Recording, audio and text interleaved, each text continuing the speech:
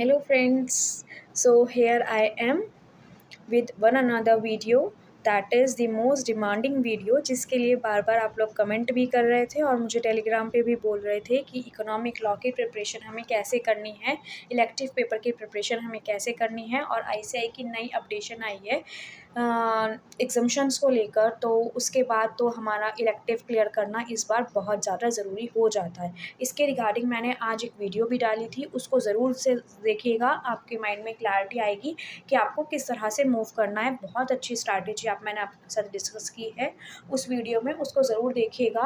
और economic law कैसे prepare करना है वो मैं इस वीडियो में आपको बताने वाली हूँ। लेकिन मैं ये ज़रूर कहूँगी कि रिस्क मत लीजिएगा। जिन बच्चों की बोर्ड ग्रुप्स की तैयारी अच्छी नहीं है, बोर्ड ग्रुप्स पे नहीं जाइए। फर्स्ट ग्रुप क्लियर करना बहुत ज़रूरी है इस बार, और एग्जाम्शन इको लॉ में एग्जाम्शन लाना बहुत ज़रूरी है। उसके बाद आपका DTIDT बच जाएगा, जो कि बहुत ईजी हो जाएगा करना। क्योंकि अगर आप इको लॉ नहीं करते हैं तो आपको फिर जो इको लॉ की जगह न्यू पेपर आया है इंटीग्रेटेड बिजनेस सॉल्यूशन, जिसमें इंटीग्रेटेड केस स्टडीज़ आएंगी, हर तरह से मल्टी डिसिप्लिनरी केस स्टडीज़ आएंगी। वो पेपर बिल्कुल भी इजी नहीं होने वाला है। इलेक्टिव तो हम सबको पता है इजी होता है, और जिन बच्चों के पास इको लॉ है उनको तो अच्छे से पता है कि इको लॉ कितना इजी है। तो इसमें एग्जाम्शन लाना बहुत इजी है एज़ कम्पेयर टू हम लोग वो वाला सब्जेक्ट नया पढ़ें और फिर उसको क्लियर करें। सो इम्पॉर्टेंट बहुत है इको लॉ में एग्जाम्शन लाना, ताकि हम न्यू कुछ पढ़ना अवॉइड कर लें और हमारा पढ़ा हुआ कुछ वेस्ट भी ना जाए। हम लोग इसी सिलेबस के साथ कंटिन्यू कर पाएँ और May 24 में हमारा क्लियर हो जाए एश्योरिटी से। दोनों नाव में पैर रखेंगे तो दोनों में से दोनों जाएंगी, तो बेटर है कि आप सेफ साइड पे जाएं। ठीक है, तो मेरी तो जो है सजेशन वो यही है आप सबके लिए कि आप लोग इस तरह से करिएगा। तो बता देती हूँ मैं आपको इको लॉ कैसे प्रिपेयर करते हैं। So let's start. Eco law के लिए आपको क्या करना है, प्रॉपर स्ट्रैटेजी बताती हूँ। 6 to 7 डेज़ में आपको कैसे कवर करना है। 2 to 3 डेज़ लगाइएगा, 2 to 3 डेज़ लगाइएगा। किस चीज़ में? हमारा जो स्टडी मटेरियल है उसको गो थ्रू करने में। अब उसको गो थ्रू हमें किस तरह से करना है, एक यूट्यूब पे एक चैनल है CA गौरव करके, उन्होंने अपने चैनल पर हर एक एक्ट की स्टडी मटेरियल की एक्सप्लेनेशन उन्होंने डाली हुई है यूट्यूब पे। तो आप लोगों को कुछ अलग से ख़रीदने की ज़रूरत नहीं है, उनको आप लोग देखिए उन वीडियोस को। उससे क्या होगा, आपको पता चल जाएगा स्टडी मटेरियल में कहाँ पे क्या चीज़ लिखी है, और आपको समझ भी आ जाएगा। कुछ हमारा पढ़ा हुआ लॉ में होता है, ठीक है, कुछ हमारा पढ़ा हुआ लॉ में है। बाकी चीज़ें जो हमें नहीं समझ में आती, हमें गाइड चाहिए, तो गाइडेंस के लिए वो बहुत सही है। मैं बता रही हूँ दोबारा से, CA गौरव एक यूट्यूब चैनल है, टेलीग्राम चैनल भी है इनका, आप इनको ज्वाइन करिए। इन्होंने बहुत अच्छी वीडियोस डाली हुई हैं, बहुत अच्छे से एक्सप्लेन किया हुआ है। मैंने भी इनकी वीडियो देखकर ही किया था। तो क्या करना है, हमें इनकी वीडियो देखनी है, उस एक्ट को पढ़ना है, उनकी वीडियो के साथ साथ समझना है, जो इम्पॉर्टेंट चीज़ें हैं उनको हाईलाइट करना है। ठीक है, अब उन्होंने क्या करा हुआ है अपनी वीडियो में, इम्पॉर्टेंट टॉपिक्स उसमें करा रखे हैं। मतलब ऐसा नहीं है, अगर उसमें 100 पेज का चैप्टर है तो उन्होंने 80 पेजेस कवर करा रखे हैं, और आपको ओवरव्यू दे रखा है उस एक्ट में क्या है। मतलब 80 पेजेस कवर करा रखे हैं, प्लस उनमें बाकी पेजेस में क्या है और होल एक्ट क्या है, एक तरह से ओवरव्यू भी दिया हुआ है, तो आपको उसे समझ में आ जाएगा। लेकिन क्योंकि हमें स्टडी मटेरियल में देखना है कौन सी चीज़ कहाँ लिखी है, तो हम वो क्या करेंगे, हम लोग एक एक्ट लेंगे 2-3 घंटा लगाकर उसको, उनकी वीडियो के साथ तो बहुत जल्दी हो जाएगा। 2-3 घंटा में पूरा आपका एक्ट हो जाएगा, जैसे 4-5 घंटे लगेंगे। उनकी वीडियो कर ली फटाफट, उनके साथ साथ करने के बाद हमें एक बार खुद से गो थ्रू करना है स्टडी मटेरियल। ठीक है, गो थ्रू करना है और उसमें देखना है कहाँ पे क्या चीज़ लिखी है, और जो चीज़ सर ने नहीं कराई है उसको एक बार पढ़ लेना है ऊपर से। हमारी स्ट्रैटेजी क्या होनी चाहिए इको लॉ में, हमें कुछ लर्न नहीं करना, हमें कुछ भी लर्न नहीं करना जैसे हम लॉ में लर्न करते हैं, या हमें कुछ भी लर्न नहीं करना। हमें क्या करना है, हमें सिर्फ समझना है और ये देखना है कौन सी चीज़ कहाँ पे लिखी है। किसी भी टीचर का आप इंडेक्स फॉलो करते हैं, क्योंकि इस 4 घंटे का पेपर होता है इको लॉ का, लेकिन वो 4 घंटे कब निकल जाते हैं पता नहीं चलता, पेपर बहुत लेंथी आता है। तो हमें क्या करना है, हमें अपनी सारी चीज़ें ऑर्गेनाइज्ड करके रखनी है, इस तरह से करना है कि हमारे को एग्ज़ाम में टाइम ना लगे ढूंढने में। तो हम लोग एक टीचर का, किसी भी टीचर का इंडेक्स ज़रूर रेफ़र करेंगे। मैंने सानिध्य सराफ सर का रेफ़र किया था, अच्छा है उनका, आप लोग देख सकते हैं इंडेक्स। स्टडी मटेरियल का, तो हमें क्या होगा, हमें उसको देखना आना चाहिए कि कौन सी चीज़ कहाँ पे लिखी है, हमें पता होना चाहिए। तो उसको कैसे करेंगे हम लोग, इसलिए स्टडी मटेरियल गो थ्रू कर रहे हैं, और कुछ हम रेफ़र करके भी देख लेंगे कि हमें समझ में आ रहा है कैसे हमें रेफ़र करना है, क्या करना है, ठीक है, वो कर लेंगे। उसके बाद हमारा स्टडी मटेरियल हो गया, हमारे कॉन्सेप्ट सब माइंड में आ गए हैं, हमें पता चल गया है कहाँ पे क्या लिखा है, ठीक है। उसके बाद हमें क्या करना है केस लॉ वाली बुक पे ज़्यादा टाइम वेस्ट नहीं करना है, ठीक है। केस लॉ वाली बुक पे ज़्यादा टाइम वेस्ट नहीं करना है, लेकिन फिर भी आप लोग उनको एक बार गो थ्रू कर लीजिएगा, ज़्यादा टाइम मत लगाइएगा, ठीक है। कुछ 3 to 4 आवर्स देकर आप लोग पूरी केस लॉ वाली बुक एक बार देख लीजिएगा ऊपर से, ठीक है। क्योंकि केस लॉस तो आते हैं लेकिन 2-2 मार्क्स के आते हैं, ज़्यादा कुछ उसमें इशू है नहीं। टोटल पेपर में 7 से 8 मार्क के केस स्टडीज़ केस लॉज आ सकते हैं, उससे ज़्यादा नहीं आते। तो हम लोगों को क्या करना है, बाकी चीज़ों पे कंसंट्रेट करना है, ठीक है। टाइम मिले कर लोगे केस लॉस तो बहुत अच्छी बात है, ठीक है। नहीं टाइम मिले तो 5 to 6 आवर्स देना, बस उससे ज़्यादा नहीं देना है, ठीक है।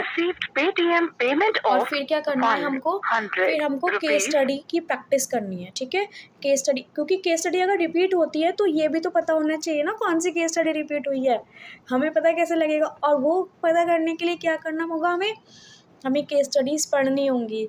तो केस स्टडीज़ को सॉल्व करने का तरीका आना बहुत ज़रूरी, क्योंकि एक केस स्टडी में 3-4 एक्ट से क्वेश्चंस पूछे जाते हैं। एक केस स्टडी ऐसा नहीं होता कि एक एक्ट से क्वेश्चन आ रहा है, 4-5 एक्ट मिला के एक क्वेश्चन होता है वो, तो हमें पता होना चाहिए।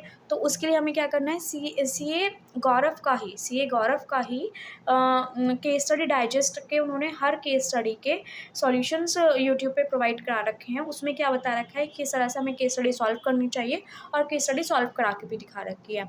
उससे आप लोग गाइडेंस ले सकते हैं, और उसको उनकी वीडियो के साथ आप 5-10 केस स्टडी सॉल्व कर लोगे, आपके माइंड में आइडिया हो जाएगा, ठीक है। और एक बार अगर आपके पास टाइम हो तो आप लोग देख भी लीजिएगा कि कौन सी केस स्टडी कितनी, मतलब केस स्टडी बहुत सारी है, हम लोग नहीं कर सकते, लेकिन फिर भी 15-20 केस स्टडी तो हम कर ही लेंगे। और केस स्टडी डाइजेस्ट समरी आती है, किसी भी टीचर की ले लीजिएगा, केस स्टडी डाइजेस्ट की समरी आती है, वो ज़रूर ले लीजिएगा, क्योंकि केस स्टडी इतनी सारी हैं, हम लोग एग्ज़ाम में नहीं देख सकते कि कौन सी केस स्टडी रिपीट हुई है।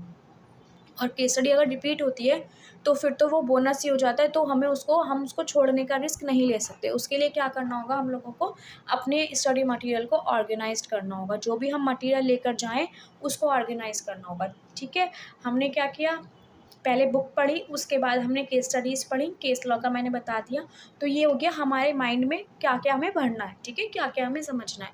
अब आता है बात ऑर्गेनाइजेशन की, कि एग्ज़ाम क्योंकि ओपन बुक है तो हमें लेके जाना है, तो हमें किस तरह से ऑर्गेनाइज़ करना है अपनी चीज़ों को, और क्या क्या लेके जाना है, ठीक है। एक चीज़ ये है कि हमें क्या क्या लेके जाना है, दूसरी चीज़ ये है जो लेके जाना है उसको ऑर्गेनाइज़ करके लेके जाना है, सो दैट हम लोग लास्ट मोमेंट रश अवॉइड कर सकें, और एग्ज़ाम में ढूंढने का टाइम वेस्ट ना करें हम लोग, ठीक है। तो क्या करना होगा मैं बताती हूँ, कौन कौन सी चीज़ें हमें एग्ज़ाम में लेके जानी है। स्टडी मटेरियल तो लेके ही जाना है, केस लॉ की बुक लेके जानी है, ठीक है, केस स्टडी डाइजेस्ट लेके जानी है हम लोगों को, ये तो इंस्टीट्यूट का मटेरियल हो गया जो हम लोगों को लेके जाना है। फिर क्या लेके जाना है, स्टडी मटेरियल के इंडेक्स लेके जाना है, केस स्टडी डाइजेस्ट का इंडेक्स लेके जाना है। और अगर आप केस स्टडीज़ क्योंकि जगह जगह बिखरी हुई हैं, तो एक टीचर हैं रोहित छिपर करके, उनकी केस स्टडी डाइजेस्ट बहुत अच्छी है, उसमें सारी केस स्टडीज़ जो है ना अब तक की सारी केस स्टडीज़ उसमें कंसोलिडेट हुई हुई हैं, हमें जगह जगह भागने की ज़रूरत नहीं है, और एग्ज़ाम में उसमें से रिपीट होती हैं। और उनका इंडेक्स भी है, बहुत सही इंडेक्स है, हम लोगों को दिक्कत नहीं होती एग्ज़ाम में ढूंढने की। तो रोहित छिपर का इंडेक्स मिल जाए तो बहुत अच्छी बात है, उनकी केस डाइजेस्ट की बुक मिल जाए तो भी बहुत अच्छी बात है, ठीक है। अगर नहीं मिले तो बताती हूँ तो भी क्या क्या लेके जाना है। तो हमें स्टूडेंट जनरल लेके जाना है। अब स्टूडेंट जनरल कौन सी, स्टूडेंट जनरल अलग अलग टॉपिक्स पे आती है सीए फाइनल में, उसमें अलग अलग सब्जेक्ट्स के आते हैं। तो जिस स्टूडेंट जनरल में इको लॉ की जो स्टूडेंट जनरल आई हुई होगी, जिस स्टूडेंट जनरल में सीए फाइनल में इको लॉ के लिए केस स्टडीज़ होंगी, वो वाली स्टूडेंट जनरल हमें लेके जानी है। और इंस्टीट्यूट की साइट पे कुछ केस स्टडीज़ थी, शायद अब नहीं है लेकिन पहले थी, तो उनमें से भी रिपीट हो जाते हैं। कुछ पुराने मॉक टेस्ट पेपर्स हैं, वो हमें लेके जाने हैं, ठीक है, उनमें जो केस स्टडीज़ हैं वो रिपीट हो जाती हैं। और 1-2 साल के पीछे के पास्ट पेपर्स हमको लेके जाने हैं, क्योंकि उनमें से भी रिपीट हो जाते हैं। हमें रिपीट जो होए वो हम ना छोड़े, हमें ऐसा करना है, ठीक है। तो वो क्या होगा कि हमें सब कुछ लेके जाना। अब मैं इसलिए बोल रही थी कि रोहित छिपर के केस स्टडी डाइजेस्ट ले लीजिए, क्योंकि सब कुछ लेके जाएंगे, हमको नहीं पता कहाँ से क्या आ रहा है और हम कहाँ कहाँ ढूंढते फिरेंगे। तो इसलिए मैंने बोला था रोहित छिपर का हम लोग केस स्टडी डाइजेस्ट की बुक ले लेते हैं और केस स्टडी डाइजेस्ट की समरी ले लेते हैं, जिससे हमें कोई दिक्कत नहीं आएगी। ठीक है, तो रोहित छिपर सर का हम लोग ले लेंगे। ठीक है, हमारे पास वो आ गया। अब एग्ज़ाम के लिए हमें क्या करना है, ये सारा मटेरियल लेके जाना है। हड़बड़ी बिल्कुल नहीं करनी है, सब कुछ ऑर्गेनाइज्ड करना है। अगर हमें लगता है कि हम लोग कुछ चीज़ें हमको नहीं समझ में आएंगी, स्टिकी नोट्स लगाने हैं वहाँ पे। बिल्कुल भी हमें इस चीज़ का ध्यान रखना है कि टाइम वेस्ट ना होए ढूँढने में। केस लॉ में भी टाइम वेस्ट ना हो ढूँढने में। अगर टाइम मिलता है तो केस लॉ में मैंने क्या किया था, मेरी गलती ये थी कि मैंने केस लॉ में पूरा 1 से 2 दिन दे दिए थे, तो उतना नहीं देना है आपको। लेकिन केस लॉ किस तरह से कर सकते हैं हम लोग, वो ये मैं बता रही हूँ। हर एक्ट के लिए केस लॉ बुक में हर एक्ट के ऊपर फर्स्ट पेज पे कितने केस लॉज हैं वो लिखे होते हैं और उसके नाम वगैरह लिखे होते हैं। उनके बराबर में आप लिख लीजिए कि ये केस लॉ किस चीज़ से रिलेटेड है, सो दैट एग्ज़ाम में आए तो हमें ढूंढने का चक्कर ना पड़े। फर्स्ट पेज पे ही हमें पता है कि इसमें ये है, इसमें ये है, तो उसमें बहुत ईज़ी हो जाता है। और इसी तरीके से हमें हर जगह करना है कि हमें बिल्कुल भी दिक्कत ना होए ढूँढने में। ठीक है, पढ़ने का तरीका बता दिया, एग्ज़ाम में क्या मटेरियल लेके जाना है वो बता दिया। ठीक है, और किस तरह से उसको मार्क करना है वो बता दिया। ठीक है, हाइलाइट करके रखिए चीज़ों को। ठीक है, हाँ, यही हो गया, हाइलाइट करके रखना है हमें चीज़ों को और किस तरह से समराइज़ करना है वो हो गया। तो ये हमारा इको लॉ का पूरा हो गया। उसके बावजूद भी कोई डाउट आए, कोई भी डाउट, इको लॉ से रिलेटेड कोई भी डाउट आई एम सेइंग, आप मुझसे टेलीग्राम पे डिस्कस कर सकते हैं और कमेंट बॉक्स में भी डाल सकते हैं। ये वीडियो अच्छी लगे तो लाइक ज़रूर कीजिए, सब्सक्राइब ज़रूर कीजिए और बेल आइकन को ज़रूर प्रेस कीजिए। सो बाय।